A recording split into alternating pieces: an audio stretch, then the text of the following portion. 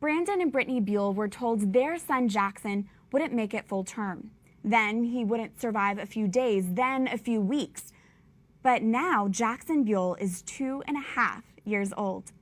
Meet the little boy who is defying all the odds, all because his family decided to say yes to life. Hi, buddy. You're just in a snuggling kind of mood this morning, aren't you? I love you, bud. Like many young married couples, Brandon and Brittany Buell were excited to learn in late 2013 they were expecting a baby.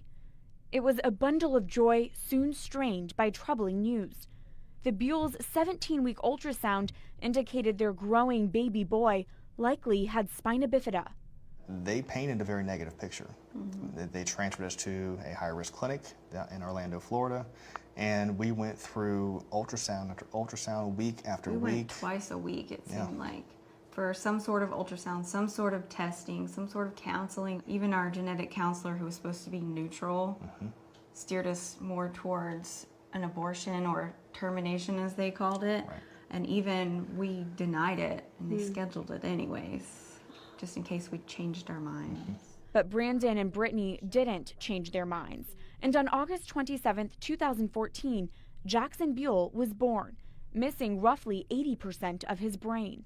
Well, I remember laying there when I was getting my C-section, and he tried to prepare me for just even how small his head was.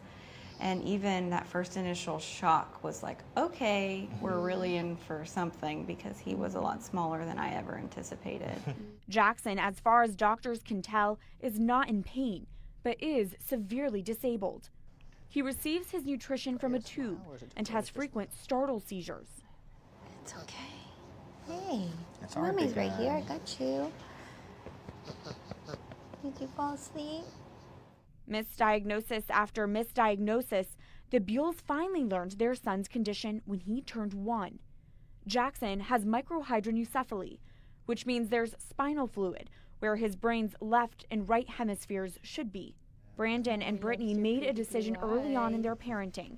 Instead of preparing for Jaxon's death, they would focus on Jaxon's life. We want him to experience as much as possible, and it's really benefited him because he's really smart and strong and he's learning. They document his strides in Facebook videos. Bud. Mommy's proud of you. Look at you eating that cookie. Jaxon eating on his own. Good job! Look at those big steps. Jaxon attempting to walk. The Buells even claim to hear their son say, "I love you," like in this moment, captured here. I love you. Jaxon recently passed the 2.5-year mark, another achievement defying what the family's doctors predicted. There's a great chance he will not survive. And then if he does survive, he'll probably never hear, probably never see, probably never walk, probably never talk, probably never know when he's hungry, basically not be able to do anything effectively. We still walked forward in our own faith saying it's not our choice. The Buells want to help other families also living with a medical marvel, so they created the Jaxon Strong Foundation to help raise awareness and funds for neurological research. And the Christian couple released a book chronicling lessons they've learned. It's titled, "Don't Blink." This life is short. Happiness is fleeting. Nothing lasts forever. And it's enjoying the moment. It's seizing the day. It's carpe diem. You mentioned that Jaxon was here born for a purpose. What do you think that purpose is? I think it comes down to hope. He's already touched so many more lives than I will ever be able to touch. And he's not even 3.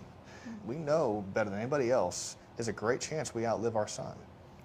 And although that'll be tough, if and when that day happens, it does not discount anything he's done. It does not take away any value he has. Value is not in how many days you're here, but it's truly to show that every single one of us has a unique story and what we can contribute to society.